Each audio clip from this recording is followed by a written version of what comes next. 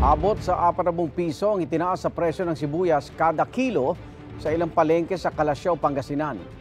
May mura namang mabibili sa ibang bayan dahil nakapag-ani na bago maramdaman ang matinding epekto ng El Nino. At yan ang unang balita live ni Joan Ponsoy ng GMA Regional TV 1 North Central Luzon. Joan? Igan, ayon na rin sa lokal na pamahalaan ng Bayambang Pangasinan na tinaguri ang onion capital ng probinsya na paghandaan umano ng mga local farmers o onion growers nga itong matinding init ng panahon kaya hindi apektado itong supply ng sibuyas. Sapat ang supply ng pulang sibuyas na ani sa Bayambang Pangasinan ayon sa lokal na pamahalaan. Ito'y sa kabila ng nararanasang mainit na panahon. Marami raw kasi ang naani na bago pa tumindi ang epekto ng El Nino. Katunayan, bumaba ang presyo ng pulang sibuyas na nasa 80 pesos per kilo na dating 140 pesos kada kilo. Mababa na po ngayon kasi po marami pong supply ng mga sibuyas ngayon. Wala naman po kaming mga issues regarding supply ng sibuyas. Halos lahat naman ng mga agricultural products talaga, meron talagang effect yung heat index po natin.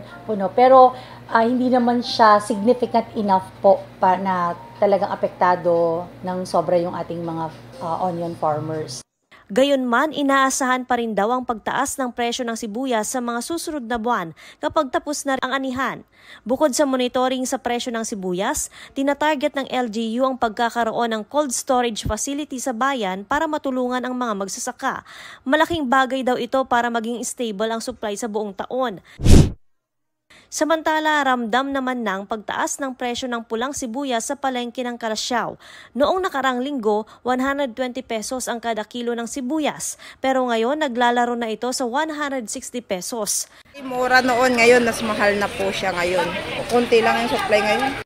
Dahilan din daw kasi sa dagdag presyo sa mga agricultural products gaya ng sibuyas ang transportation cost sa pagbiyahe ng mga ito.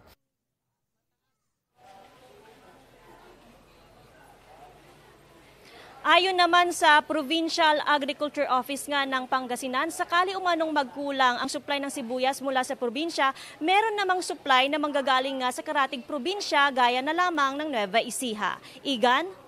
Maraming salamat, Joan Ponsoy ng GMA Regional TV 1 North Central Luzon. Igan, mauna ka sa mga balita. Mag-subscribe sa GMA Integrated News sa YouTube. Sa mga kapuso abroad, subaybayan nyo kami sa GMA Pinoy TV at sa www.gmanews.tv.